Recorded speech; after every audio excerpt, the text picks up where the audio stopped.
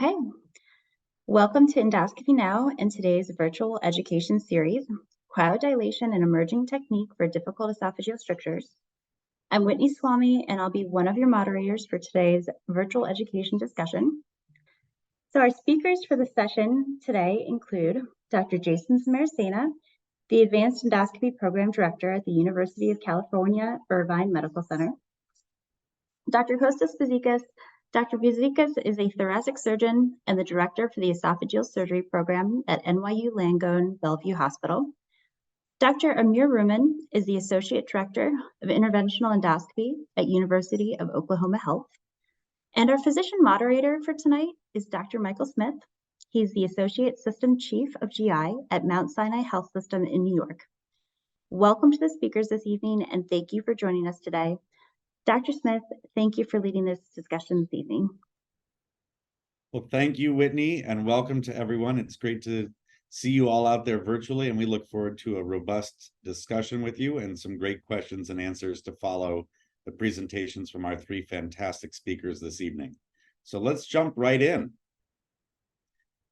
So again, my name is Mike Smith, and I am the Associate System Chief of GI in the Mount Sinai Health System in New York, and I'm thrilled to moderate for you our discussion on cryodilation. But before we get into the specifics of cryodilation, let's do a little bit of cryo and strictures 101 and break these pieces down. So let's talk about what we're going to cover, and that is first a primer, and we're bringing everybody right back up to speed on what are esophageal strictures, what causes them, and then a technique that may be familiar to some of you, but probably not all of you, which is cryobiology and cryotherapy. We're going to talk a little bit about the mechanisms involved and how they treat disease and how they work. And then we're going to talk a little bit about the current tools for stricture management, and then segue into how cryotherapy may be something that you can add to your practice, both in the thoracic surgical perspective and the GI perspective, for use in treating these refractory strictures. So without further ado, let's jump into the Esophageal Strictures and Cryobiology 101 course, which will be very brief. Don't worry about it. And any test that's put up, I'm sure you'll ace it. So what could cause an esophageal stricture? Well, lots of things out there. The most common things are peptic strictures that are caused by gastroesophageal reflux or duodeno-gastroesophageal reflux with esophageal exposure to caustic contents like acid, bile, digestive enzymes, or even old food. We know that pill-induced esophagitis or focal caustic exposure in the esophageal lumen can cause ultimately stricturing as a scarring reaction to that exposure, or even a caustic injection like something like lye or some of the other things that those of you who had a long call night may have been called about at some point in the past or in the future. We know that patients undergoing radiation and/or chemotherapy for tumors in the chest, in the mediastinum, in the thorax, they're all folks who are susceptible for getting esophageal strictures as a result of that exposure. And anybody who's had a prior anatomic intervention of the esophageal wall, for example, patients undergoing a resection with EMR or ESD, someone who's had surgery like an esophagectomy, or patients who've had prior cauterization or ablation techniques to treat the esophageal lining that then has a scarring reaction. Diseases of the mucosa or connective tissue in the esophagus, like bullous pemphigoid, can also lead to the formation of an esophageal stricture. The presence of cancer can cause a malignant stricture, and of course, there are others out there as well. This is just a partial list, but an important list to remind you that lots of different things can lead to stricturing in the esophagus. So let's take that a step further. And remember that esophageal strictures are pretty common. The incidence of benign strictures is about 1.1 per 10,000 patient years and increases with age. So the older you get, the more of those possible exposures to the causes that we just went over, the more likely you are to form a stricture. And unfortunately, about a third to two-thirds of those strictures will recur despite treatment that is performed. We estimate that about nearly 500,000 dilations are performed annually in the United States alone, based on CPT code data to treat esophageal strictures. So as I mentioned before, the most common type are benign peptic strictures, about 3/4 of the adult cases that are out there. But we can't forget those other etiologies as well. And we have to remember, again, with increasing age and increasing exposures, the likelihood of forming a stricture and that stricture then being refractory to treatment goes up. So I'd like to take a quick poll of the audience here and ask you, how frequently are you seeing benign esophageal stricture patients? Is it more than once a week, about once a week, maybe once a month, less frequently than that, or never have I ever had a refractory stricture? So be interested to hear, for again, how often do you see a stricture that doesn't resolve very quickly, that you need to do multiple interventions or even have trouble getting to a successful resolution? Please pick one of the choices now. Let's see those results. So not unexpected. I'm sure that some of you work in a more advanced context and see this more frequently, but it looks like the majority of you see this about once a month. So 10, 15 times a year, you're dealing with a refractory stricture. Still pretty important. That's not super rare. And certainly none of you answered that you've never seen one. So we all know that they're out there and that they exist with some frequency, just as we saw in the epidemiologic data. Great. Let's keep going. So how would you define a refractory benign stricture? Again, this is which of these four options is closest to how you would see the definition of refractory benign stricture. It didn't improve significantly after 3 dilations. It didn't improve significantly after 5 dilations. It didn't improve significantly after 5 dilations plus other interventions. Or can you figure out that it's refractory just by looking at it, the underlying etiology, the size, the characteristics, the appearance? Please vote now. Great, so the majority of you think that we can call this rather early. After 3 dilations, 3/4 of you said that you would consider that a refractory stricture, close enough to your personal definition of what defines a refractory benign stricture. So we'll talk a little bit more about that definition from our experts' viewpoints here in just a second, but not a surprise to see that we're willing to call this early, but nobody's ready to make that determination just by looking at it. Everybody wants to give it a chance to treat first. All right, let's keep moving. So for those of you who are not as familiar with cryotherapy, let's talk a little bit about the mechanism of action. So when we think about cryotherapy, what we really have going on is something called regenerative healing. Many of us have used heat-based therapies like bipolar electrocautery, which uses a reparative healing process afterwards, right? That hyperthermic condition leads to reparative healing, whereas hypothermic conditions lead to regenerative healing. And in that process, ice crystals will disrupt the lipids and the cytoskeleton inside the cells. You'll get some ischemia of the tissue. You'll get some vascular stasis, followed by reperfusion injury as the tissue warms up with cellular leakage and submucosal hemorrhage. And that's all part of an inflammatory response and a stimulation of the immune system. And what happens is that series of freezing and thawing that you can see with liquid nitrogen cryotherapy, which we'll talk about in a minute, actually triggers an apoptotic pathway.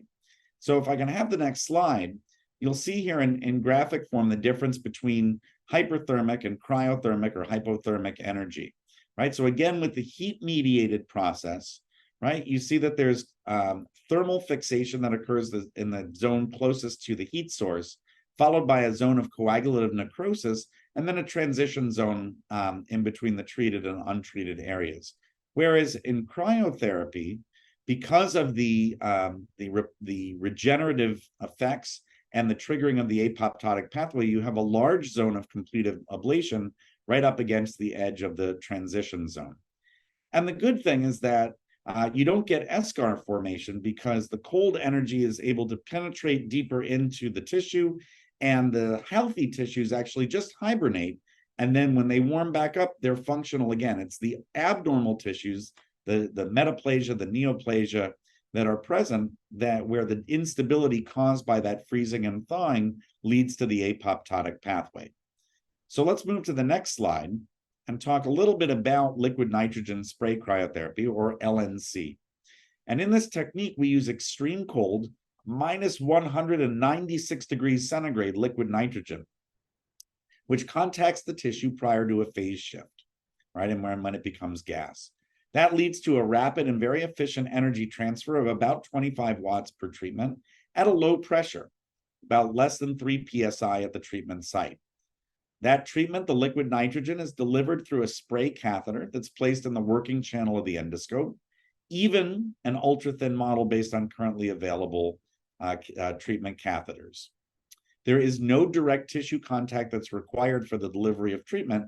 So for those of you who are familiar, for example, with radiofrequency ablation, where you have to place a balloon or paddle up against the tissue to deliver the energy, here you don't have to do that. You just have to get close enough that you get the thermal change.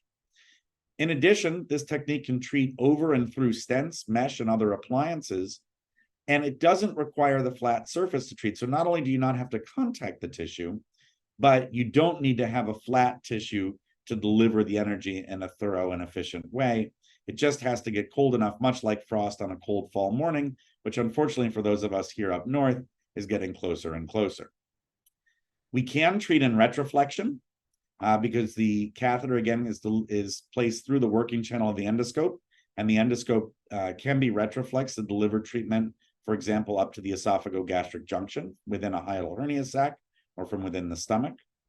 And this technique has an FDA indication for the ablation of benign and malignant lesions. The stricture rate, given the fact that we use that hypothermia to just kind of get the tissue that's healthy to chill out until it warms back up and doesn't cause that area to generate a stricturing response, is quite low. So the stricture rate in this technique is only 0 to 3% in published and available data. And as we see from our colleague, Dr. Ribeiro, this came out now almost a decade ago, this treatment with LNC can extend much deeper than where we do radiofrequency ablation, for example, endoscopic resection, and even get to the level of surgery down to the level of the adventitia based on the dosimetry that is used. So this is a technique that's able to treat much deeper into the wall than some of the other techniques that you may be familiar with. So what does the liquid nitrogen cryotherapy or truFreeze system have in it? Well, there are multiple components with which you should be familiar. We have the console that stores the liquid nitrogen on the left-hand side of the screen, and then the treatment catheter, which you see in the upper middle, the cryo decompression tube, which is used to remove the gaseous nitrogen after it undergoes that phase shift from the esophagus and the stomach through using both active and passive venting. And then there's an introducer that's used to place the catheter safely into the working channel of the endoscope. We use medical grade liquid nitrogen at 22 psi, and this is readily available in most healthcare facilities that have medical gases. Before we leave the topic of cryoablation, it's important to recognize that there is another commercially available cryoablation technique that's out there, and that one uses a different cryogen, nitrous oxide, at minus 89 degrees Celsius, so not as cold, that's released into a self-sizing compliant polyurethane balloon that measures about 3 centimeters in diameter. This is a self-contained low-pressure system, a little bit higher pressure than the cryo spray, but still low pressure. And the catheter requires, in this case, a therapeutic endoscope channel to be placed, or needs to be placed alongside the endoscope in what's called a sidecar device. The balloon must contact the mucosal surface to generate the cryogenic heat transfer. So unlike liquid nitrogen cryotherapy, here we need to make direct contact between the device and the tissue in order to get an efficient and effective treatment. There are multiple balloon configurations that are around to match different anatomy. The treatment depth is controlled by the duration, much like liquid nitrogen cryotherapy. And there's a diffuser within the balloon that rotates and moves axially to direct the treatment to the correct spot. The FDA indication for this technique is a little bit different. It is described as a cryosurgical tool for endoscopic applications to include ablation of Barrett's esophagus with dysplasia. It does not have the general ablation of benign and malignant tissue indication that liquid nitrogen cryotherapy has. Post-treatment stricture formation in benign disease is unfortunately more common with this device than with liquid nitrogen cryotherapy, and as much as 12 to 19% of cases based on the published literature. So that is something that you need to consider when doing these types of ablations. Okay, so let's move on. I'd like to invite our first panelist, Dr. Jason Samarasena, to speak to us a little bit about currently available methods for stricture therapy. So Dr. Samarasena, please take it away. Mike, thanks so much for getting us off to a really great start. I think about, some of my toughest patients in my practice, and honestly, benign refractory strictures definitely come to the top of the list. And it's these patients are really counting on us to do the best that we can to take care of them. Oftentimes their lives really revolve around our endoscopic schedule and coming in for these endoscopic procedures. And one of the things that we talk about at UCI is we have this sort of saying that Dr. Chang started. It's innovation fueled by compassion. And I feel like this is one area that we all feel very badly for our stricture patients, and we really need to innovate. But before we get into sort of the innovative part of the talk, I wanted to just kind of review a little bit about how we're maybe currently taking care of strictures. This is sort of what's happening in my practice, and I think a lot of other practices in terms of the kind of the best tools that we have right now. So we'll hit the next slide. And actually, another poll question. So what tools do you currently use to manage benign strictures in your practice? And the options here, and you can select more than one: balloon dilation, bougie dilation, steroid injection, mitomycin C injection, spray cryotherapy, incisional therapy, and stents. All right, so it looks like, yep, as expected, about 97% are using, balloon dilation, 73% bougie dilation. A lot of people are using steroid injection, a few using mitomycin C, a few using spray cryotherapy, a third using incisional therapy, and a little over half using stenting. So, and I'm sure in one individual patient, multiple modalities may be being used to kind of get the result. And even despite all these therapies, you may still be stuck. All right, we'll go to the next slide. That was very interesting. All right, so in what percentage of benign refractory stricture patients are you seeing success with your current approach? Do you think, with your approach, you're successful in about 75%, 50 to 75, 25 to 50, 10 to 25, or 10% or less? So it looks like the majority are successful in about 50 to 75%, followed by greater than 75%, and then 25 to 50, and in a few are saying about 10 to 25%. So I think this question is interesting because it sort of depends on how you define benign refractory stricture, and we're going to talk about a couple of definitions shortly. But as we learned in Mike's question, it is a moving target for us. All right, next slide. So when we talk about stricture therapy, Whitney, do you want to go back one more? We're talking about relief of symptoms, but the other thing that we sometimes forget about is prevention of stricture recurrence, and that really depends on sort of what the etiology of that stricture is. Whitney, next slide.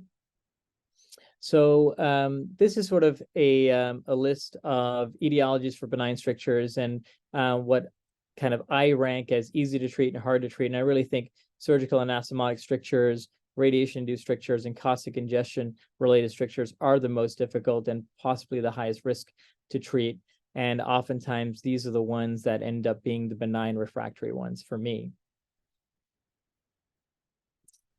So, there's a lot of things that we can learn from a patient based on endoscopy and x-rays about the stricture kind of characteristics and other anatomical mucosal abnormalities. I think it's good to learn that.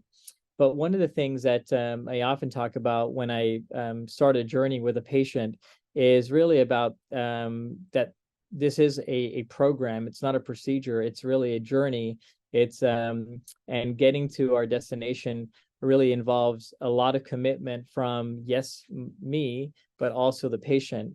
And so talking to the patient about this kind of a longitudinal approach is really kind of going to be key, and ensuring that they're going to be cooperative and they're going to be motivated to come and follow up at the appropriate time, so we're not losing ground by them sort of delaying their procedures is really key.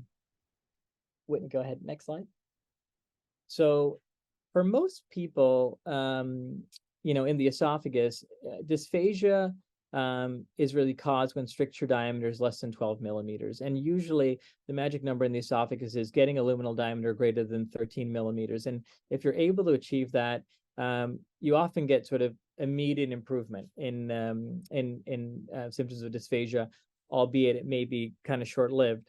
Oftentimes we need to repeat dilations, but really understanding what the underlying cause of the stricture and thinking about how we could treat that underlying cause is really key. So if it's, you know, somebody who's got a peptic stricture, you know, getting them on a PPI and making sure they're compliant with that is going to be important.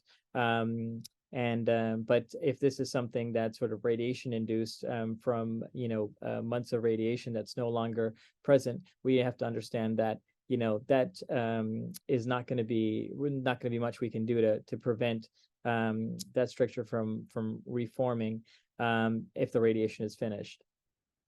Next slide. So we talk about kind of principles of stricture dilation, and one of the things that we've probably learned about in training is this rule of threes, where you're really doing 3 consecutive dilations in one session. So if the stricture is sort of like 8 or 9 millimeters, you might start at 10, then go to 11, then go to 12. And I think this is a very conservative rule. And as we'll cover, sometimes that is too conservative and oftentimes not effective in treating some strictures. And I think a better assessment of you know, how that therapy session went is looking for an improved diameter, but also looking for some mucosal and maybe some submucosal tearing. And we'll talk about kind of the appearance of that in a second. Repeat dilation really shouldn't be performed any earlier than 48 to 72 hours. But oftentimes people are coming back, you know, every 2 to 3 weeks or more, depending on the stricture. So in terms of the modalities, bougie dilation was one of the first modalities to be used. Oftentimes this is putting down a guide wire, removing the endoscope, lubricating the dilator, and then gently passing the dilation catheter through the stricture, holding for about, you know, 15 or 30 seconds, and then progressively dilating up, usually no more than 3 sizes. But between the bougie dilations, checking endoscopically what the effect of the dilation has been. Next slide. Most of us are using these through the scope balloon dilators, and for these balloon dilation procedures, we're often advancing the balloon distal to the stricture under endoscopic view, or sometimes fluoroscopy. We'll usually, you know, inflate and hold for 30 to 60 seconds if we're not using fluoroscopy, and we'll progressively dilate, sometimes, you know, 3 sizes or more. You know, one of the things that we've learned is the best and most reliable dilation occurs at the center of the balloon. And so if you've got an 8 centimeter long balloon and the stricture is located at 40 centimeters, you know, pulling back 4 centimeters to 36 centimeters from the incisors will give that stricture the best positioning across the balloon at the center of the balloon. One of the things that I notice with trainees is that they they probably are not pulling up enough and getting the balloon sort of central across the stricture. Next slide. Occasionally we can look through the balloon, and certain manufacturers do this better than others. But in this particular balloon, you can see sort of a white mark in the center of that catheter, and that's sort of correlating to ideally where the stricture would be. And so oftentimes when I'm doing dilation, I'll look through the balloon, look for that center mark, and see if I can appreciate the stricture being dilated in real time. Next slide. So the paint on the left shows a post dilation appearance, and I would say for some people that might be a reasonable tear or rent in the mucosa. We're basically seeing a mucosal rent here, and in my practice, I would say that's probably not quite aggressive enough for me to say, okay, we're done in terms of a treatment session. And what I'm looking for actually is something closer to what's on the right side, where I'm seeing some submucosal fibers. And if we move to the next slide. Now, what I don't want to see is this. So this is, these fibers look a little bit different. They're definitely thicker. And this is basically fibers of the muscularis propria. And Whitney, if you want to move further. And so, and one more. And this is definitely what you don't want to see. So these are thick fibers that you're seeing kind of superficially here.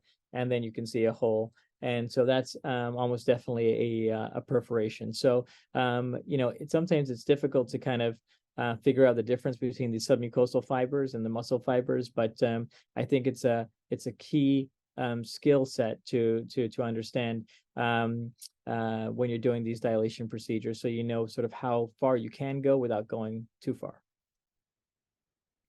Thanks, Whitney. So one of the I think the best things you can do for these patients is use fluoroscopy, and it's really for a couple of reasons.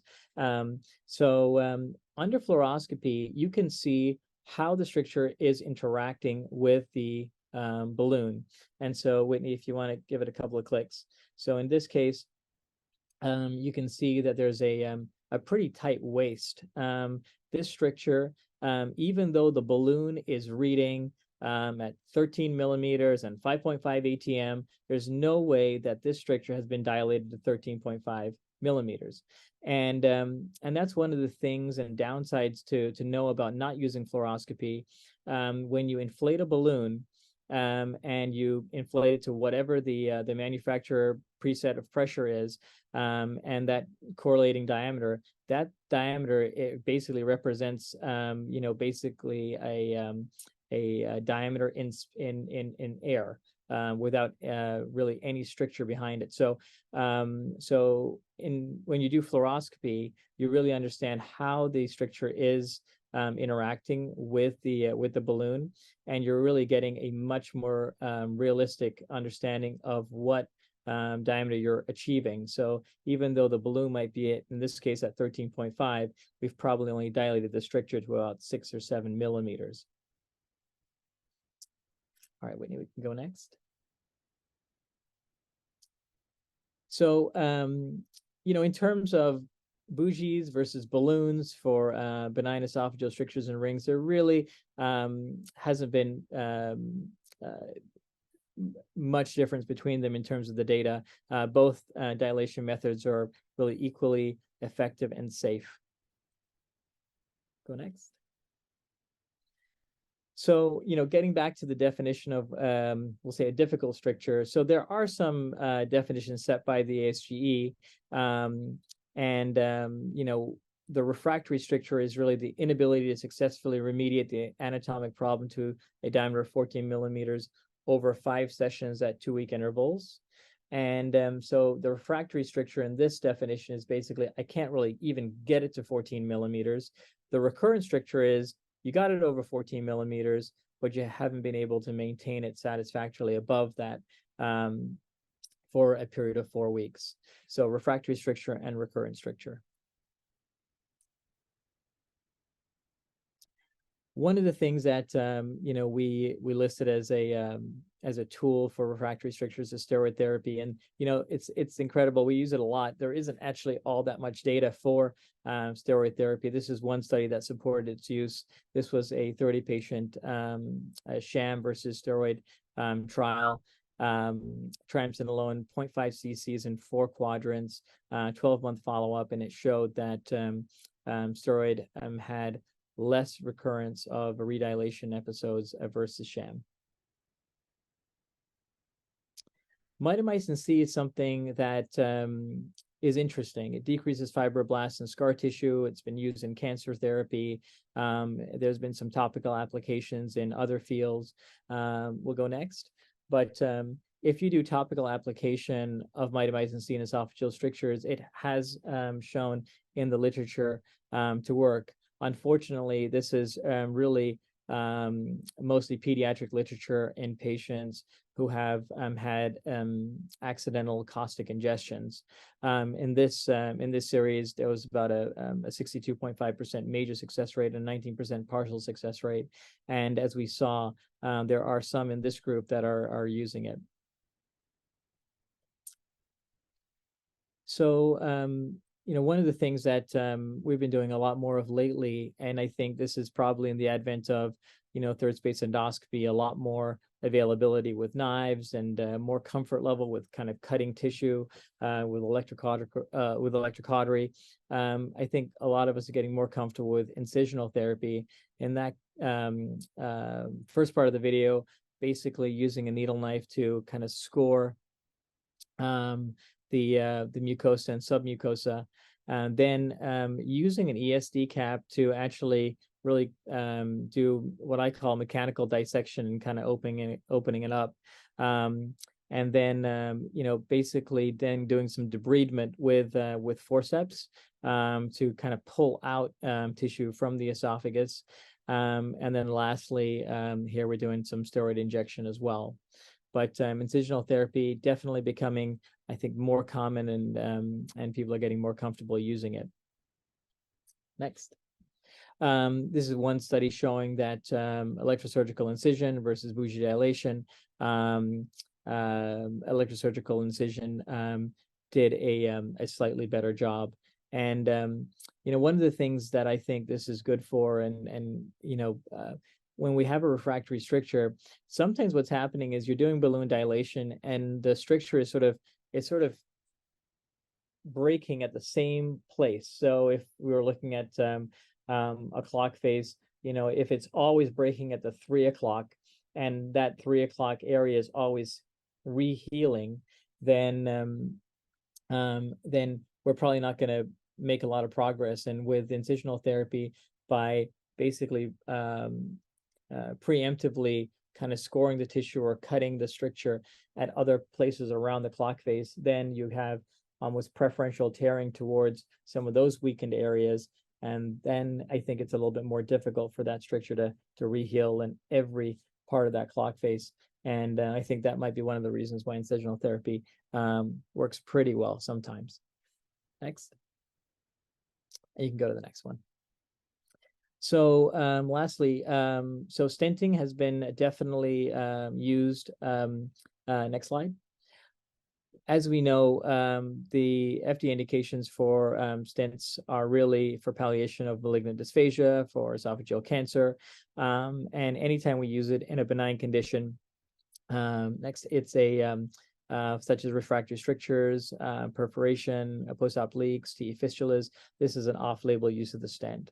And as a result, we're really trying to use something that's designed for something else to treat, these benign conditions. Next. There's definitely been an evolution in the self-expandable metal stent kind of armamentarium that we have. Initially these were uncovered stents. Now they're covered stents. We'll go next. And some are partially covered, fully covered. There is one self-expandable plastic stent that was available, not really being used because it's kind of a complex and stiff introduction system. Next. But with stent placement, usually it's a guide wire. You're often using internal and external markers to kind of delineate where the stricture is. Some introducer systems are quite large. They are not through the stent, rather through the scope systems. And so they're basically placed fluoroscopically over wire, with oftentimes a scope next to it, looking at an endoscopic picture of deployment. But here we're essentially deploying the stent across a stricture, a little paper clip on the patient's chest to indicate kind of where the stricture was.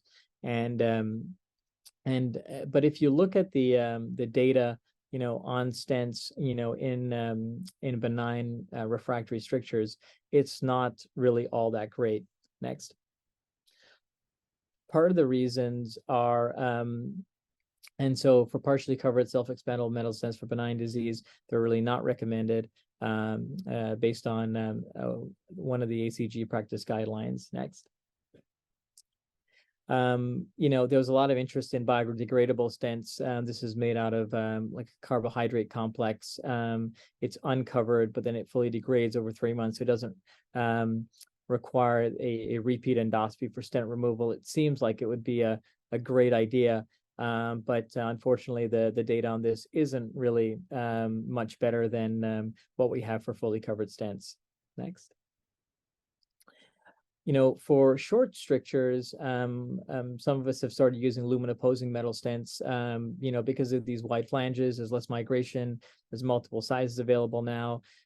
Could potentially be better for long-term use. I was part of an international multi-center experience that looked at this, and in our series, 90% had short-term clinical success, meaning that things stayed open for 38 days, but at 60 days, the long-term clinical success wasn't as good. Usually, patients are happy when the stent is in, but as soon as you take the stent out, things oftentimes close back up, because really, in a lot of cases, we haven't done anything to the tissue to change it. Next. So lastly, for benign esophageal strictures, really the data on fully covered stents and biodegradable stents isn't strong, and so the ESG is also recommending against the use of self-expandable metal stents as a first-line therapy, but consideration of temporary placement for refractory benign esophageal strictures should be considered. Again, a weak recommendation, moderate quality evidence. Next. So, as things stand right now, stricture therapy for refractory stricture is still challenging. Symptom resolution is really our goal in preventing recurrence. Don't forget about the underlying cause, but really no efficacy difference between bougie and balloon. Think about the rule of threes, although it might not be aggressive enough. And we've covered a few different options for refractory and recurrent strictures. And if all that fails, oftentimes we're talking to our surgeons, and here are two of our foregut surgeons who I've worked with and handed a lot of patients over the years. And so I think we definitely need something different, something better, and hopefully the discussion today will highlight one option. I'm going to pass it over to Dr. Bizekis to give his perspective as a thoracic surgeon on cryodilation. Thanks very much, Jason, and thanks for everyone for attending this great meeting. Obviously, as a thoracic surgeon, I'm on a daily basis working in the airway as well as the esophagus, and I'll give you my perspective of how I have adopted cryo spray ablation in my practice, and some of my thoughts on how things have evolved as well. And just to kind of reiterate what Mike said earlier, when you look at cryo spray, liquid nitrogen cryo spray ablation, and the benefit to its use, you get a really cold flash freeze causing the cell death. But the most important thing is that you end up having an intact extracellular matrix, which allows for regeneration of normal tissue without the scarring and fibrosis that you get when you're using either incisional therapy or any sort of thermal ablative techniques and things of that nature. Next.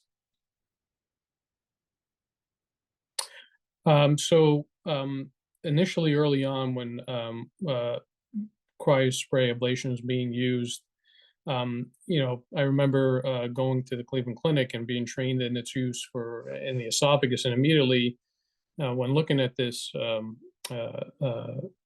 tool, we thought, there's no reason why we shouldn't be able to use this in the airway and see what its efficacy can be there. So initially, just like most ablative techniques, we performed some ablate and resect trials, where patients who were coming in for lung resections would have cryospray ablation to a segment of the airway, and then have the surgery, and as part of the resection, would be able to do a pathological review of the ablated area. Now, what happened here, and this was kind of an aha moment with cryospray ablation, there was a patient who, I forget the exact reason, but instead of having a surgery in a week, ended up not having the surgery for 106 days. So when we went in there, resected that portion of the airway and looked at it underneath a microscope, what we saw was it was quite refreshing, and to be quite honest with you, where we saw basically a rehealing of the airway, but much more reduced smooth muscle cell production and smaller glands, and as a result, this led us to look at it and potentially use it for patients who had chronic bronchitis, but also saw that, this maybe can be applied to benign disease because we get rehealing and not scarring. Next slide. So with that, we wanted to make sure that there was actually an ablative component to it. And this is sort of a brief timeline and looking at it, where we looked at specimens at 2, 3 to 5 days, and then 90 days of a cryospray ablation. And as you can see, at about a week's time, about 5 days or so to a week, you're starting to see the rehealing. And by 90 days, you pretty much got complete healing, and almost looks identical to the normal tissue, except with a less robust regenerative effect. Next. So with this data, a lot of my colleagues and myself started looking at its use in benign airway strictures. We did start initially using it in malignant airway disease, but then with this data, looked at it for its use in benign airway strictures, and mostly tracheal strictures. And one of my colleagues, Fez Bora, published his data on his retrospective experience in treating patients with refractory airway strictures.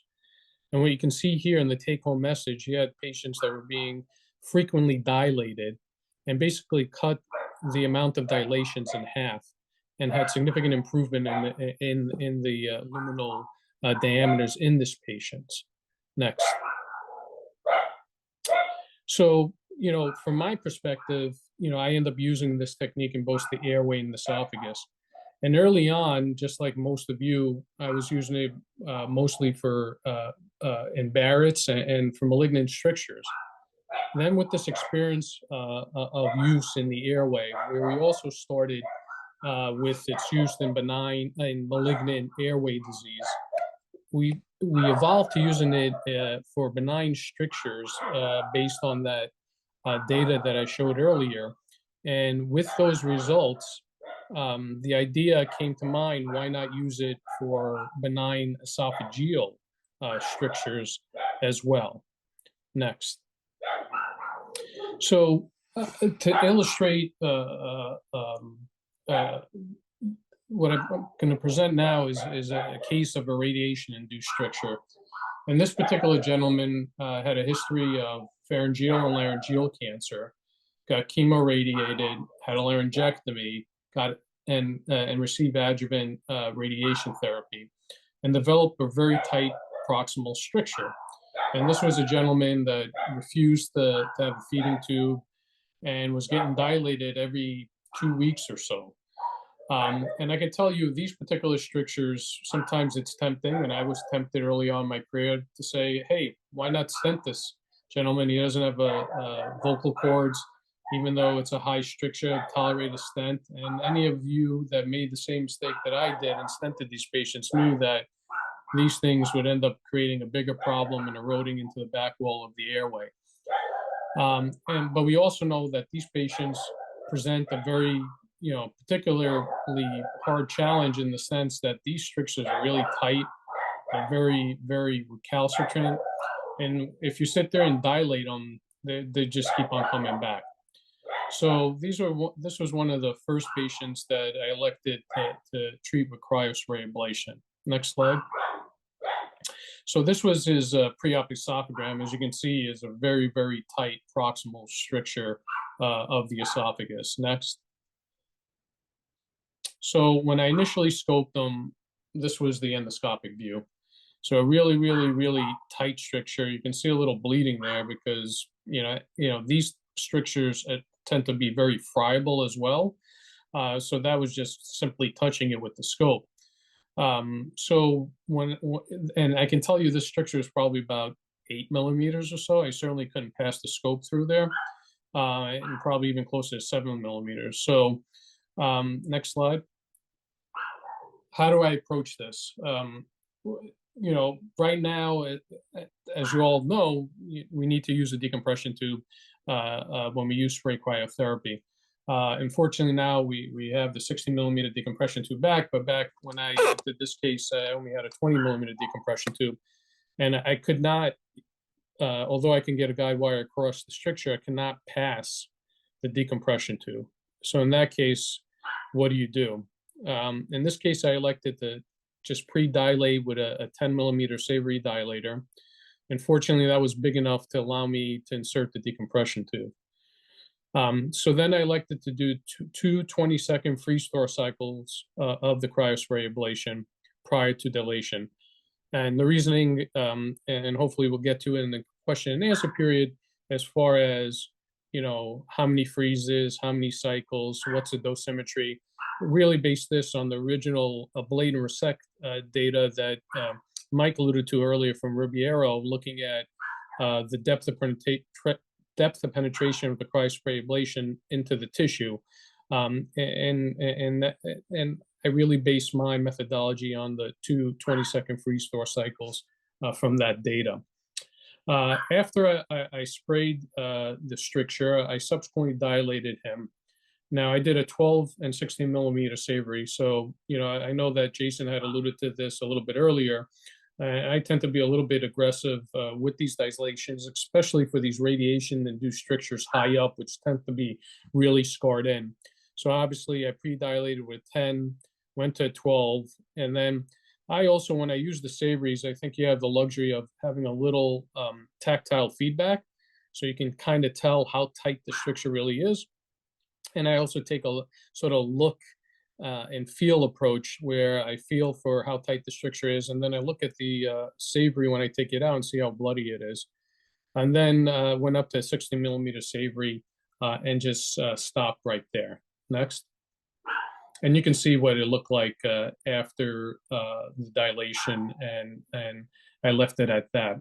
So with these patients, what I've learned and what I do in my practice, when they have a really tight stricture like this that I dilate, I'll bring them back in about 3 weeks' time. I think you can do it as soon as 2 weeks. I push it out to about 3 weeks. So I brought this gentleman back in about 3 weeks. Next slide. And you can see the initial endoscopic view was better. I can certainly sneak a scope across it. Had no issues putting in the decompression tube, but and he was tolerating full liquids and some soft, so certainly better, but not as good as I think we can get it. So I ended up inserting the decompression tube. Next slide. Again, did two 20-second freeze-thaw cycles of the spray cryotherapy. And this time got him up to about an 18 millimeter Savory, which at the end of the day, I think was pretty good for this guy. Next slide. So I elected to bring him back at about 5 weeks. And this is what it looked like an initial endoscopic view. And fortunately for this gentleman, we've gotten to the point where, he was being dilated every 2 weeks, was able to get him to the point where we got him out to about, every 5 to 6 months and have had good success with him. Next slide. And this is kind of just to give you an idea of what things look like. Next slide. So, just to summarize it, as far as from thoracic surgery standpoint, I end up dealing and have evolved in its use based on my experience in the airway. And I think it's really a great adjunct and really can help you with some of these really, really difficult stricture patients. So with that, thank you for the opportunity to present. And I want to introduce Amir Rumman, who will give his perspective on the use of spray cryotherapy in these technically difficult strictures that he's dealing with. Amir. Thank you so much, Dr. Bizekis, and welcome everyone. We covered a lot of material, so I'll try to keep it short and sweet and just focus on some technical tips and tricks, and particularly touching upon anastomotic strictures.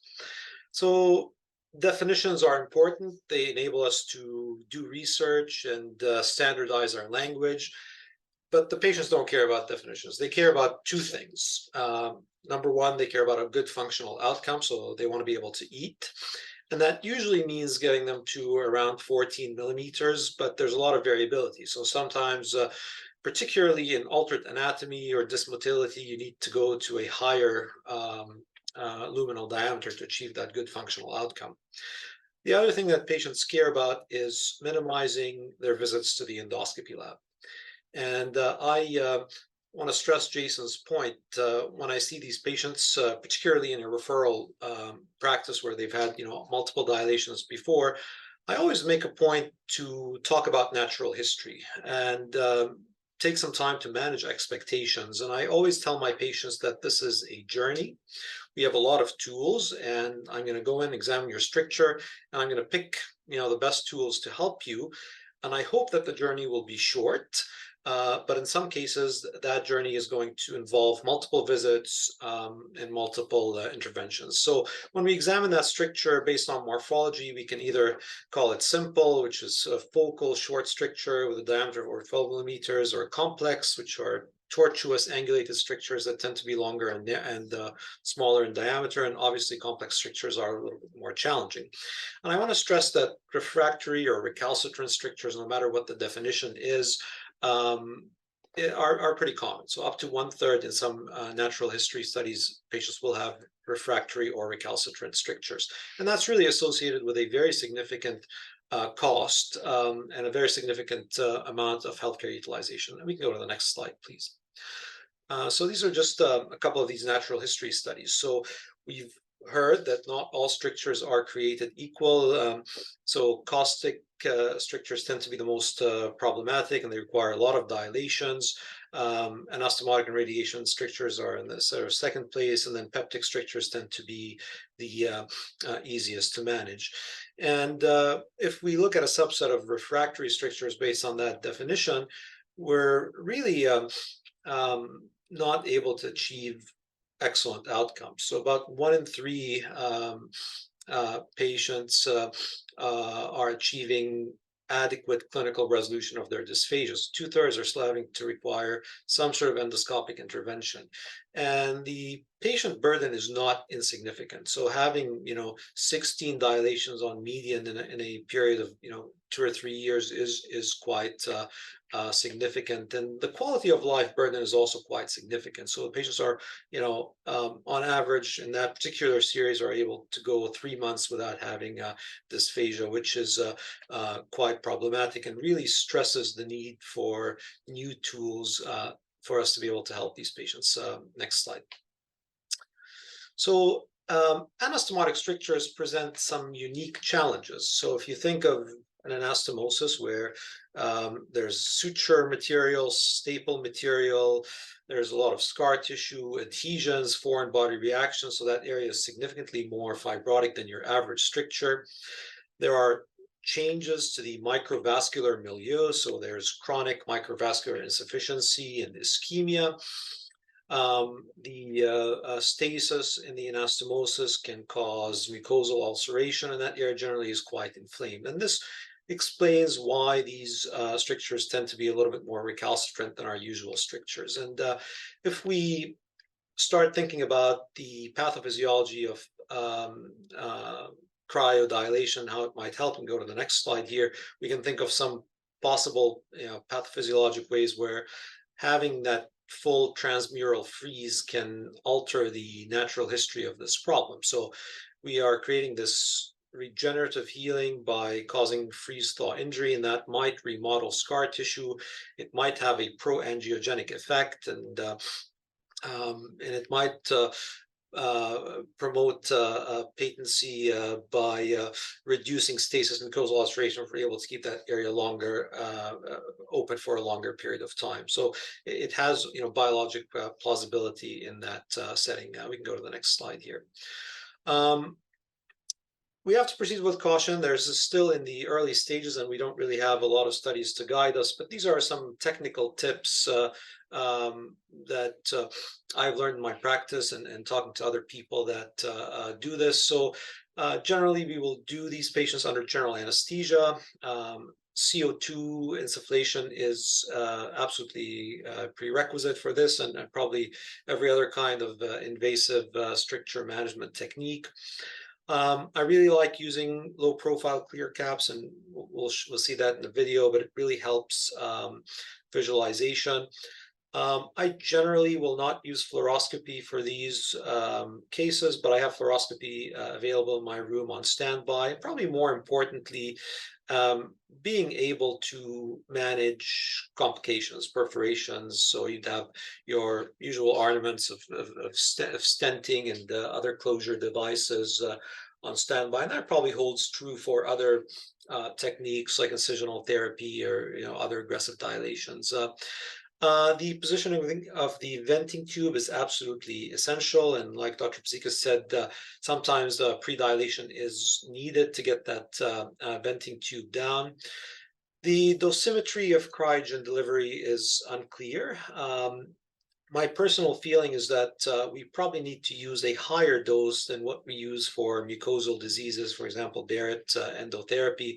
So generally, I will use 30 to 35 seconds of freeze followed by a 60-second thaw, and I will do that for 3 to 4 cycles. The amount of balloon dilation you do is really up to the discretion of the endoscopist, but I will generally tend to pick the largest diameter that I think is going to be safe. And I will hold the balloon for 90 seconds. And for all of these patients, we do same-day discharge. So we can go to the next slide, please. So this is a video. So here, this particular one is not an anastomotic stricture. This is actually a caustic ingestion. So you can see this is a very fibrotic stricture. I don't know how well this projects on Zoom, but if you look at the 6 o'clock position, you kind of see this whitish hue to the stricture. The inner diameter here is probably around 7 or 8 millimeters. So here we are passing a savory wire, and we're able to get our venting tube over the wire. And we're positioning the venting tube so that these black notches are straddling the stricture. The stricture is probably around 15 or 20 millimeters long. And then we're going to start our spray. And so what I generally do is I will put the catheter out by 3 or 4 millimeters, and this allows us to maintain adequate visualization as we're applying the cryogen. Sometimes if you're working too close, you can freeze your lens, and that really limits visualization. And we're going around the stricture trying to do a 360-degree freeze.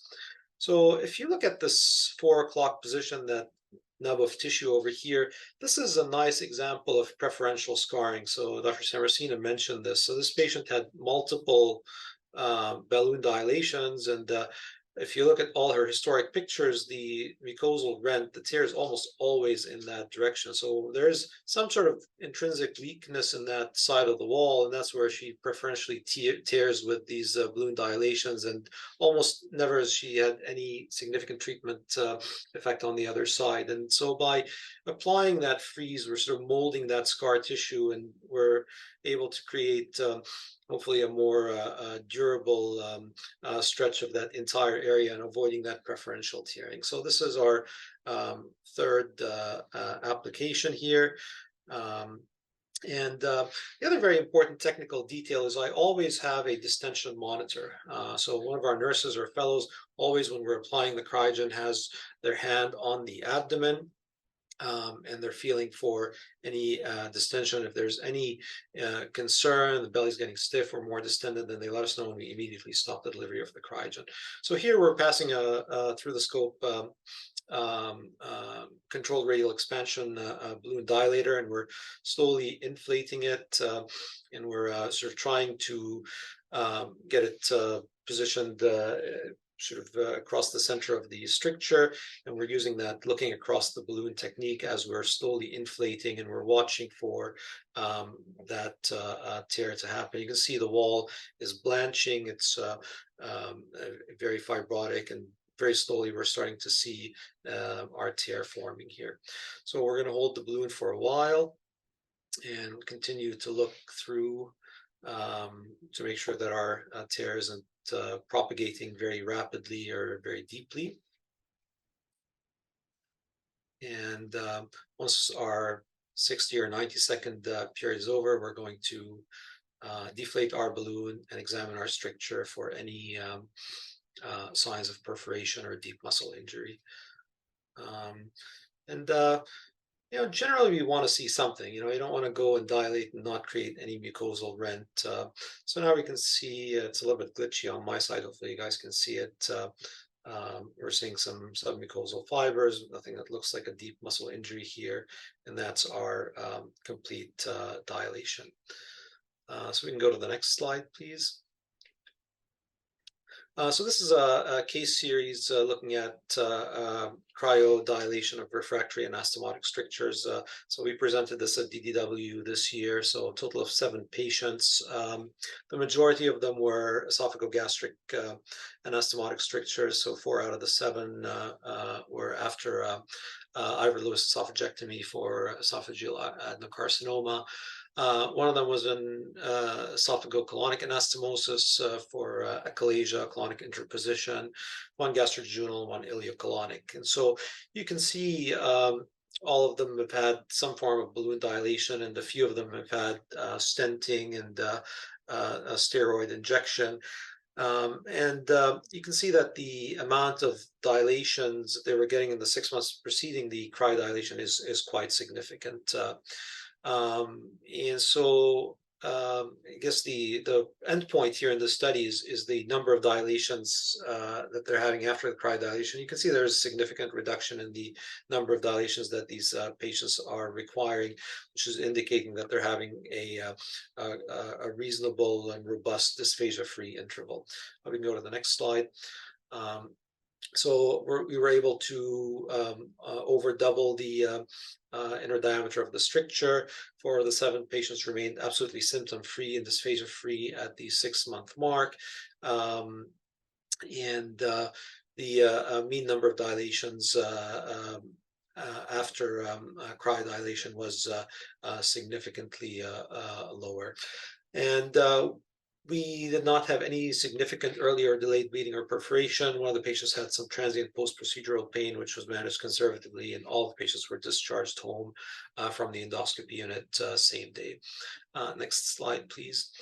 And this is really just a timeline to stress the patient experience. So this is over a period of 3 years. This is one of the patients that we've done. And every little blue dot is an EGD with dilation. So this particular patient was coming almost every 2 weeks. They were, arranging their life around the availability of the endoscopy lab, arranging their vacation around dilations, and we were really able to give them a very good dysphagia-free interval after cryodilation. I've done 3 sessions on them so far, and it really has been life-changing. And so this is a very important thing to stress.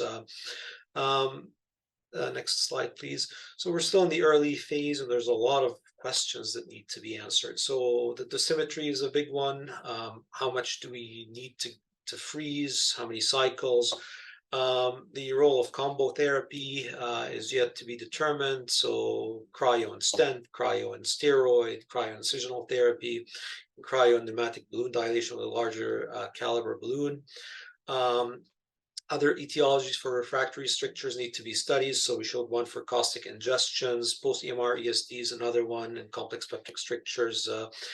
And finally, use in the colon or small bowel is something that really needs to be studied. So we have one patient that had ileocolonic stricture that did remarkably well in the case series we presented, but we definitely need more data there. And pediatric population also, it doesn't tend to come up very often. Actually, just today I did one on a 14-year-old kid with a really horrible scleroderma esophagus and strictures, and so it's still off-label use in the pediatric population. So lots of opportunities for research in this area, and I'll hand it back to Dr. Samarasena. Thank you again.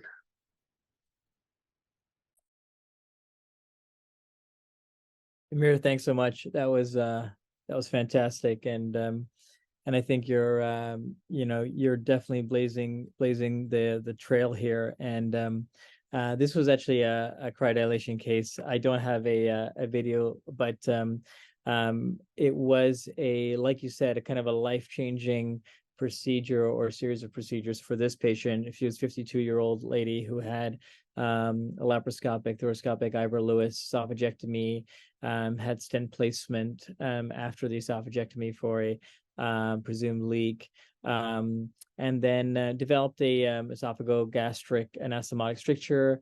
As you can see, the inner diameter was probably less than 5 millimeters. And then over 2 years, the patient had undergone 27 EGDs, including balloon dilations, debridement, Kenalog injection, stent placement. She ended up actually getting on TPN. She was having multiple food impactions. Next. And so, and this was probably one of the first cases in the literature, in the GI literature at least. And again, kind of learning this from the thoracic surgeons who had airway experience with cryodilation of airway strictures, and then applying it to their esophagectomy patients, and sort of got wind of this protocol, and then again thinking about what we could do to help this poor lady, and started a series of cryodilation procedures. So in this case, I wasn't sure how I would know if it was working or not. So I actually decided to talk to her about doing 5 cryodilation procedures for the next 5 endoscopic procedures that she was going to have. And so that's what we ended up doing. I actually used a protocol similar to Dr. Bizekis, where it was a 20-second freeze for 2 cycles. And so she underwent, that protocol, followed by dilation. And really after the 3rd round of cryodilation, the patient really noticed an improvement in her dysphagia.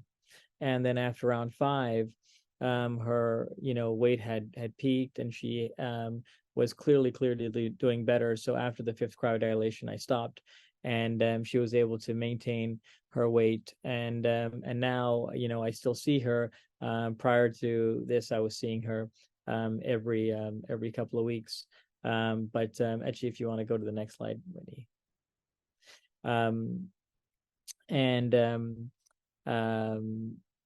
Things definitely got better. And so you can see here the kind of the result after the 5th week. Things were definitely much more open.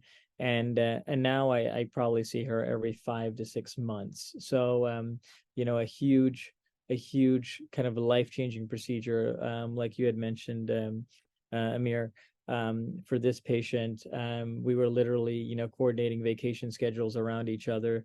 And so now, you know, she essentially was able to get her life back and actually get back to work, and it was really impactful. All right, next slide. So, you know, I think as Dr. Rumman said, you know, there's a lot of work to be done here. I think this is all essentially anecdotal cases at this point. And so our goal now is to kind of galvanize our efforts. And so for DDW, we're hoping to put together a multi-center retrospective case series. We've reached out to about a dozen sites that are kind of actively doing this type of procedure, and we're sort of collecting data. But I think what we're really hoping for is a prospective study. The protocol is currently being developed. As Dr. Rumman mentioned, there's so many questions regarding dosimetry, different etiologies other than anastomotic strictures, you know, even combination therapy. And so the goal now is to establish a working group for cryodilation research. And of course, please, if you are interested, feel free to contact me, and we'd love to collaborate, because I think this is going to take a strong effort from a lot of us. As we know, there's so much clinical variability in these strictures, and putting together a protocol like this isn't going to be easy because of how variable each patient is. But I think we need to start somewhere, and I think this is definitely a worthy project to carry through. And with that, I'm going to hand it back to Mike. Terrific. Thank you to Jason and Amir and Gus for fantastic presentations. We have a ton of questions that have come in. So let me start off by asking everybody to sort of each of the three of you to give us your dilation protocol. When you go in and take a look, how do you decide what tool you're going for beyond a bougie or a balloon if you're going to do something more than just a simple, straightforward dilation? It would be super helpful, I think, to everybody to understand that, and to understand if cryo, for those of you who are doing it frequently, has it now become your first adjunctive technique to just straightforward dilation in these refractory strictures, or are you looking for certain conditions where it becomes your tool of choice as the next step if simple dilation doesn't do it? So I'd love to throw my 2 cents in first, Mike. So when we looked at, using this for airway stricturing, we went away from using every other adjunctive tool other than a dilator. So cryo and just dilation. Because when you look at the cryobiology, I mean, you touched on it, when you're using other methods, whether it's thermoablative techniques or incisional techniques, you're going to get that scar formation and that eschar. And it's almost like you're competing against the cryo and hoping the cryo will overcome that. That's kind of how I look at it, right? So we, in the airway, we just went to dilation and cryo. So for me, I become more aggressive, especially when you have a tight anastomotic stricture or a tight radiation-induced stricture. I know that I'm prepared to do cryo and just dilate and nothing else, and use my protocol in that way. So that's kind of where I've transitioned to because of, experience, and then, a lot of the data on the cryobiology that we went through this evening. Great. Amir, Jason, what about you? Well, I guess it really depends on what kind of practice you have. For me, it's a referral practice. So almost always when these patients come to me, they've already, been dilated multiple times, and they come with a label of being refractory. So I tend to use it pretty early. It does present some logistical challenges. If you compare it to a balloon or a needle knife or stent, which is nicely sitting on a shelf that you can grab in 10 seconds, this you have to go down and to the medical gas and fill the machine. It takes 40 minutes to do, and our medical gas is buried somewhere in the basement. It takes 20 minutes to get there. And so there is some barrier to using it in an ad hoc fashion. You know, they always have to be planned.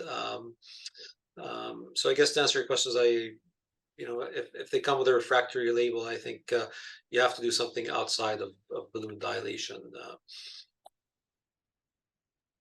Yeah, for me, you know, I guess I wasn't I'm maybe using it a little bit later in the algorithm. You know, I feel like to Amir's point, these patients are so-called refractory, but you know, when you sort of look at what they've done and how things have been done outside, I often end up sort of starting down my own kind of algorithm, and that usually involves you know, fluoroscopic dilation if they haven't done fluoroscopic dilations to really understand kind of what's happening at that stricture, sort of getting a little bit more aggressive, seeing those fibers, oftentimes using incisional therapy, debridement, mechanical dissection, and then steroid injection.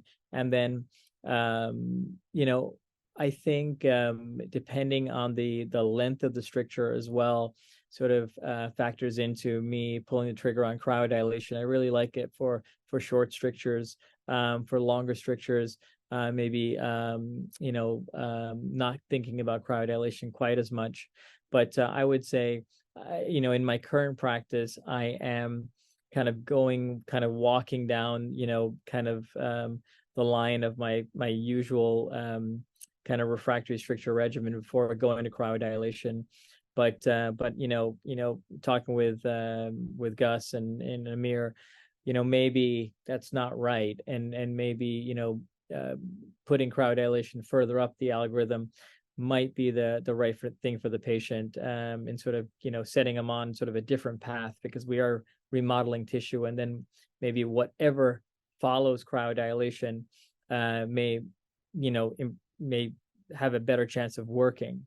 So I definitely, you know, I'm considering that more, and I think that's sort of one of the things that you know, we can certainly study with the research. If I might ask, Jason, what's your hesitation using in longer strictures? And what's your definition of a long stricture?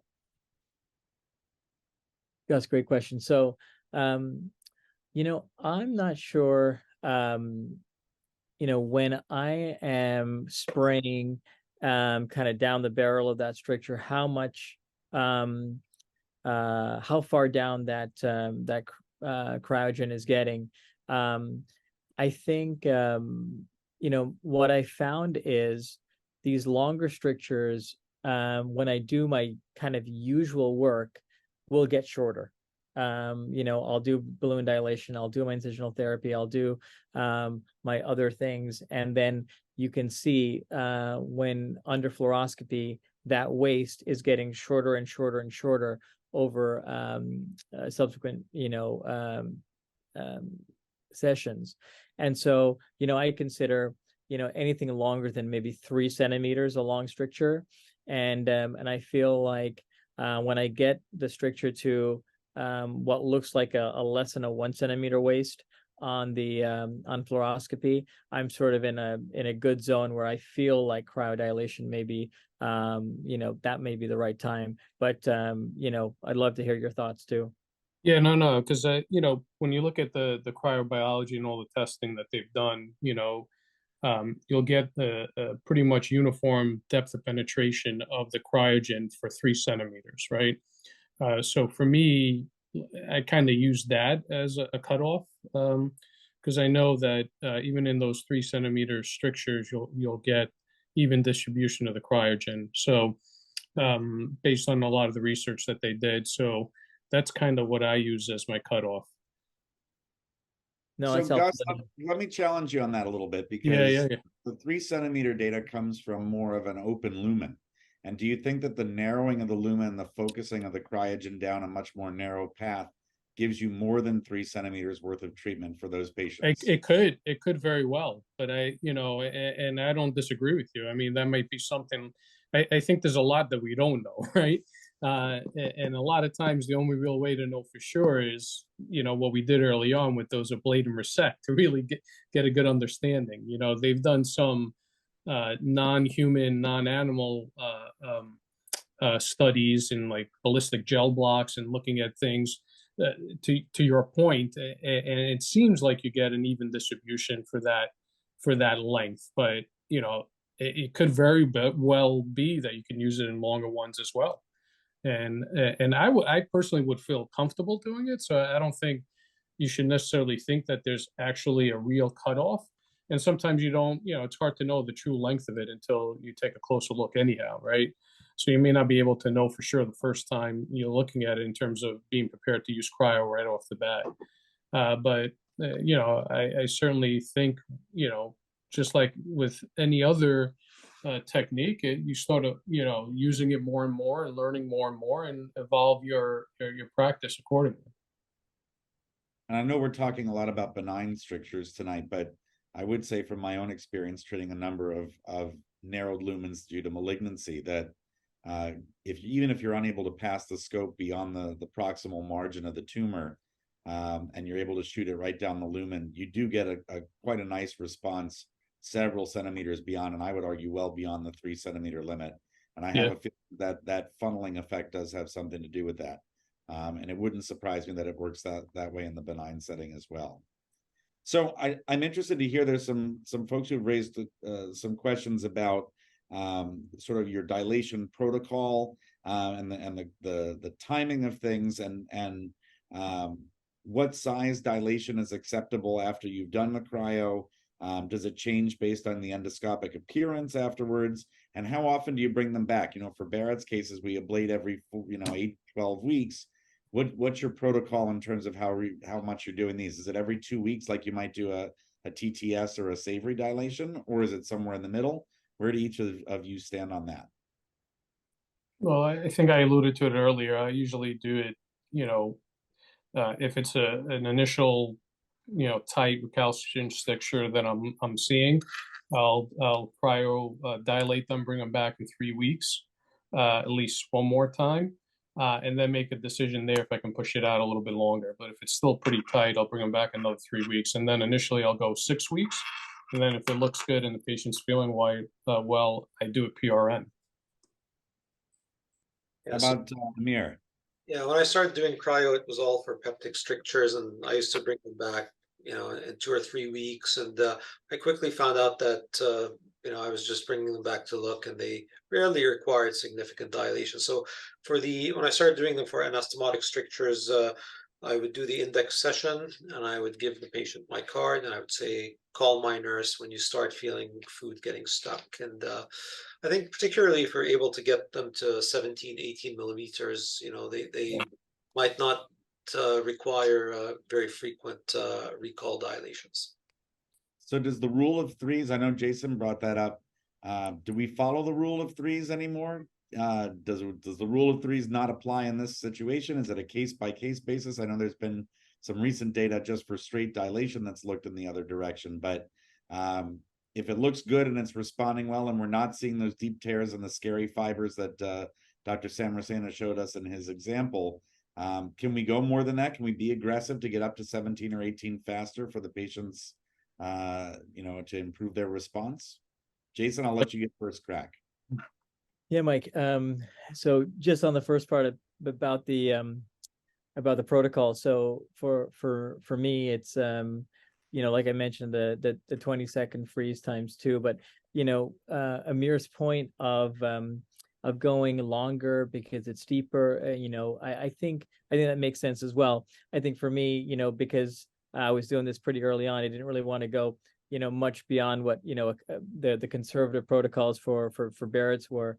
But now thinking about things, I think I would feel going a little longer would be safe. And I really appreciate Gus's comments about stricture length.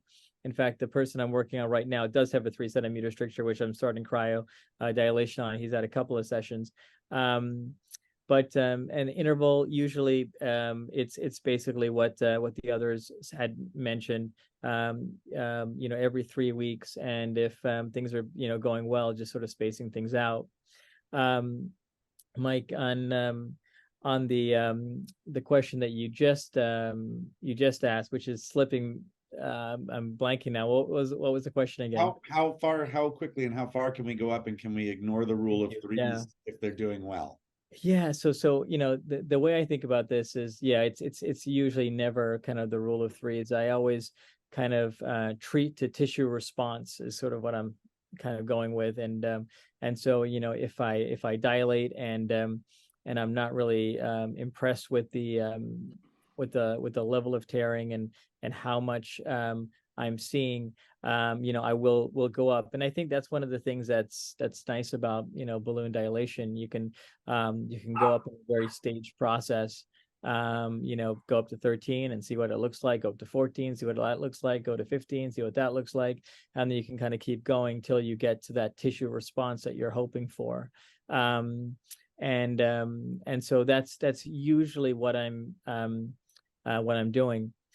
One thought that I had, and I'm not sure if this is true at all, is I'm not sure if the cryotherapy does something to the tissue that allows it to tear more uniformly. And so, Amir, I think you had sort of like alluded to this in your video, where you're saying that the cryogen is now doing something different to the tissue, that now you're not just preferentially tearing in one spot, and you may be tearing more uniformly around. And I've don't have any data to back that up, but just one of the thoughts that I had with why this seems to be working better.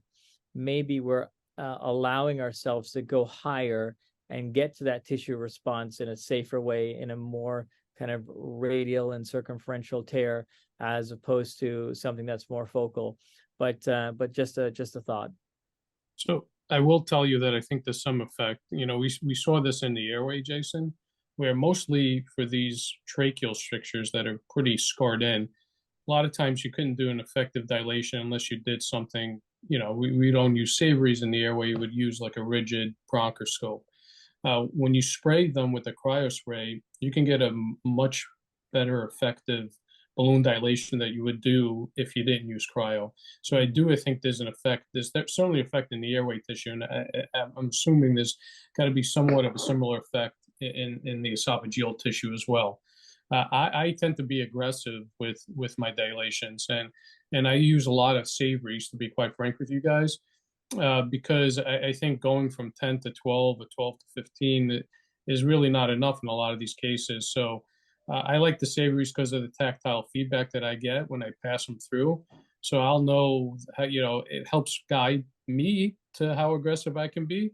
But I certainly think if we're really calling a rule of threes, going from sort of 10 to 12 or 12 to, to like 14 and whatnot, I think you can certainly be more aggressive than that. Gus, So I just want to add, go ahead, Jason.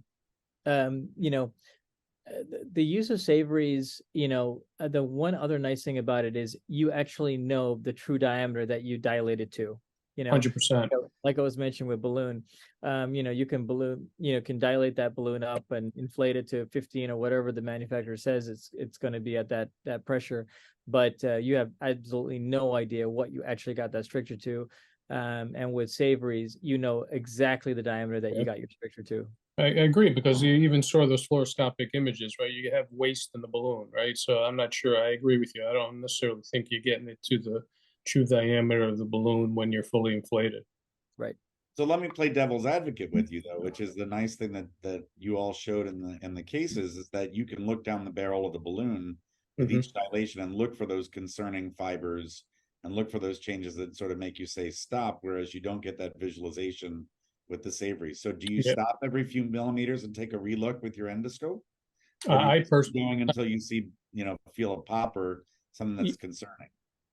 Well, I get to answer your question, it depends, right? So it depends on how tight it feels when I'm passing the savories through, and how much blood I see on the savory when I pull it out. Because so if for some reason it's really tight, and then I pull out the savory, but there's a lot of blood there, I'll take a look. But I wouldn't say that I commonly do it. I really base it on tactile feedback and how much blood I see on the savory. But every case is different, so sometimes I do take a look to make sure I'm not overdoing it. Do you find that the cryoablation decreases your blood loss when you do the subsequent dilation? Absolutely. And I think we see that with our Barrett's and cancer ablations as well. Yes. So I'm just curious to see if that Dr. Rumman and Dr. Samarasena, if you have the same response, but it certainly seems like there's less blood around either on the balloon or the savory after you dilate if you've done the cryo first. There's a noticeable tissue effect. If I think of these super fibrotic anastomotic strictures where if you put a balloon through and you jiggle the balloon, the whole wall moves. It's so fibrotic and tough. And after you do a good cryo, particularly for very short focal strictures, the tissue becomes very pliable, almost like Play-Doh. And I think it really enables you to go to a higher balloon diameter. And the bleeding aspect, perhaps it's a little bit less bleeding, but usually they don't really have that much bleeding to begin with.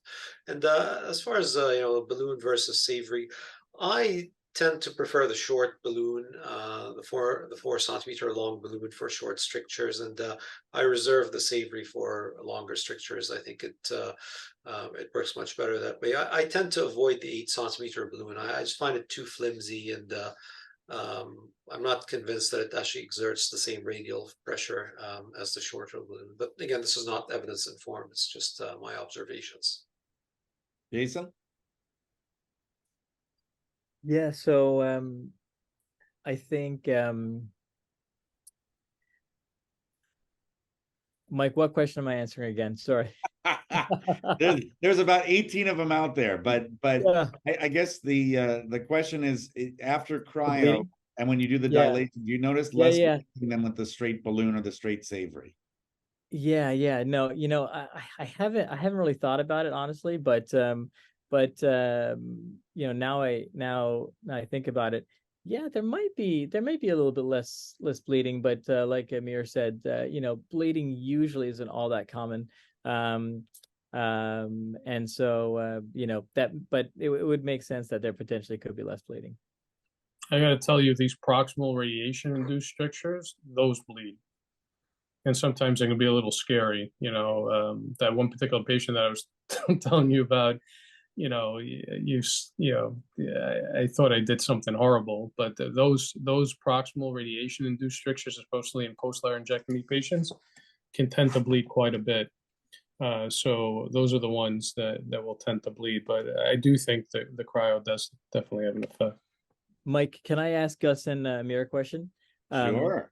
So this case I'm doing right now, it's a really strange case. Boerhaave, and was treated with an esophageal stent, and the stent was left in probably way too long, and he ended up developing a very, very long stricture, 10-centimeter stent, essentially a 10-centimeter stricture in the distal esophagus, and so he had multiple attempts at dilation outside, then came over, and I've been sort of working on him, and because of the length, I didn't think about cryodilation. It's just been doing kind of everything else, and now I think the stricture is probably about 3 to 4 centimeters, and now I'm really running out of options. He actually ended up getting a toupee because we thought reflux might be a component, and but one of the things that is a little bit difficult with him, or unique to my other cryodilation cases, is there's been a little bit of ulceration,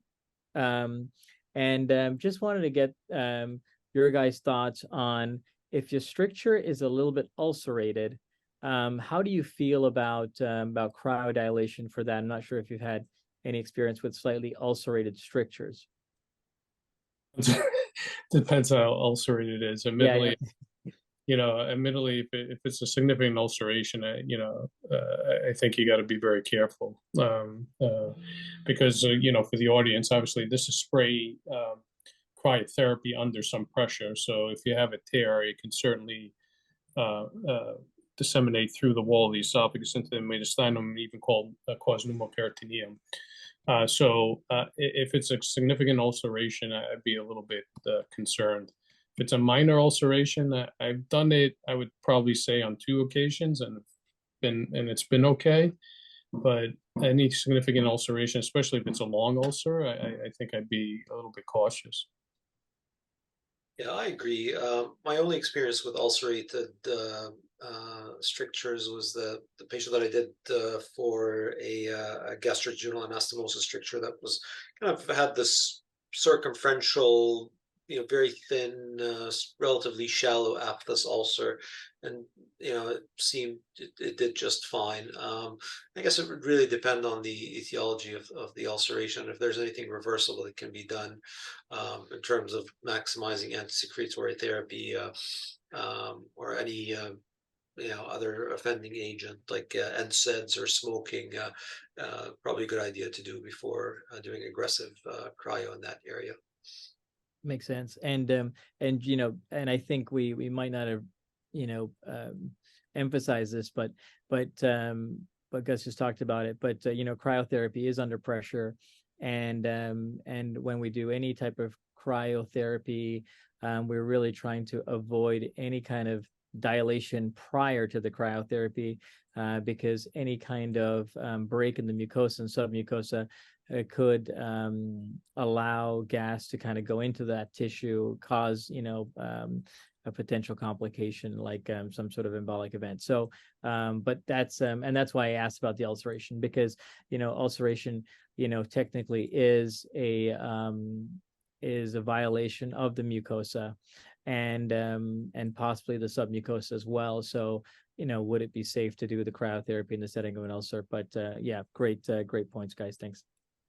And I would add to that, I think the point about getting access with the decompression tube to do the procedure is a good reason to consider doing the dilation before the cryotherapy, if you need that in order to get access to get the cryo decompression tube down. As we mentioned before, very important to vent out the nitrogen gas after it's warmed up. And there was an abstract we presented several years ago at either DDW or ACG that was a multi-center cryodilation combination. This is very early days, that actually showed that there were a number of cases that were done with dilation before cryo, and that it was successful, and that it was safe to do so. But again, it was mainly done for access purposes. So, and I answered the question in the chat. The fact is that the cryobiology really resets the extracellular matrix. So the duration of effect of your dilation is better if you cryo before you dilate, than dilate and then just cryo and then not dilate again. So if you're gonna want to do a cryodilation and you want that sustained effect, you probably need to do the dilation, at least one version of the dilation after you do the cryotherapy, and not just beforehand.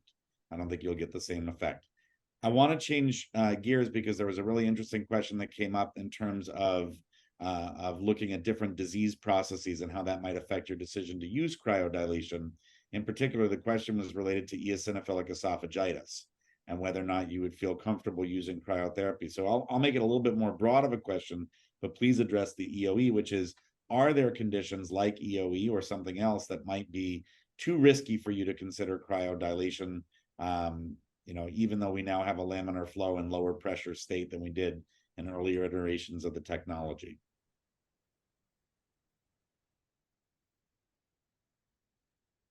Don't all answer at one time now. I volunteer Amir to start this one. Yeah, so I personally don't have any significant experience with cryodilation in the setting of EOE, and I think I'm not an expert on EOE by any measure, but my understanding is that there's really a revolution in the medical treatment of EOE with all sorts of new medications. Don't ask me what their names are, but and I suspect that probably EOE is going to be a medically managed condition. The conventional dilations I've done on EOE patients, they get these horrible, nasty mucosal rips, but they generally don't, perforate. They do fine, and I think they tend to be quite dilation responsive. So I've not encountered the case of really recalcitrant stricture in an EOE patient. I tend to agree. I haven't had a case of a refractory EOE patient with regards to kind of endoscopic therapy. They usually respond well. They they definitely have more pain after dilation. You know, their mucosal rents are definitely more impressive. But typically they do respond well. The other issue with EOE is this is usually multifocal strictures, and you're not dealing with sort of oftentimes sort of one dominant stricture where, you know, this is all we're kind of working on. So, you know, doing cryodilation at multiple levels, you know, probably has some, you know, logistical and practical issues as well. And I think EOE is one of those conditions where, you know, savory dilation is great because, you know, you are hitting multiple strictures at the same time. And then you can almost like size and stage where the stricturing is worst with one good savory dilation. And so, yeah, I'm not sure if EOE is ideal for this just because of multifocality and because it typically does respond to other therapies. And I would add, we had a good discussion about this at the American Foregut Society annual meeting last week, but regarding this, and that is, I would make the argument that if you have a refractory stricture, it probably means that you're not controlling the disease. And so checking your eosinophil counts and making sure that they're low before you do dilation is probably the most important thing there to check out. But I would agree, in general, they seem to be more responsive. There is a phenotype of EOE that really focuses on a very distal single stricture that we still seem to see in a certain percentage of patients, and that's almost looks like a Schottky ring, but probably is more EOE related or an overlap of GERD and EOE. And those patients might be the folks I would consider for this this technique of cryodilation if they were more refractory. But again, they generally seem to respond well once you've gotten the acute inflammatory process under control.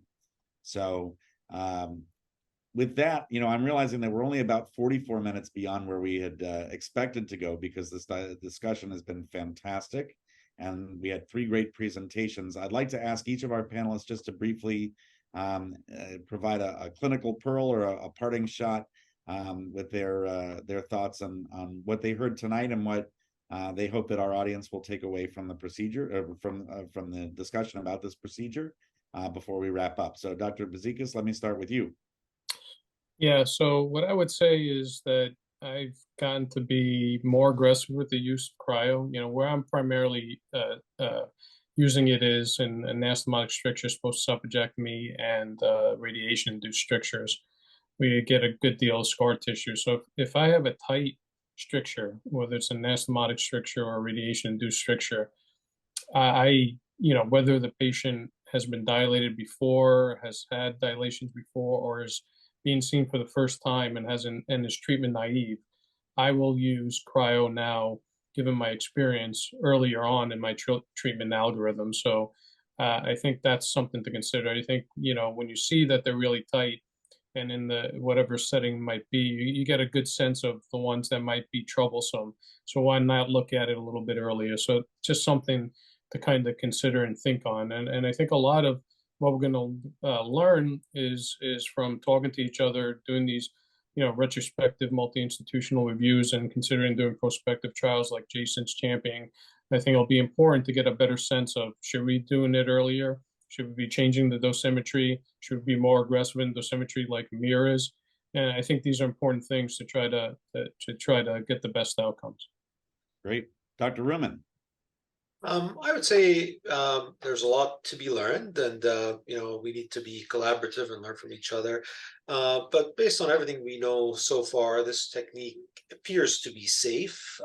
So I think if you have access to it in your practice, you should be using it. It's just another tool in the toolbox, and it might make a difference in a patient's life. So don't be afraid. The technical barrier is really not that high. Great. And Dr. Samarasena, to close us out. So, you know, I want to echo what Amir just said. And I think one of the take homes is this is a safe procedure. And I think, you know,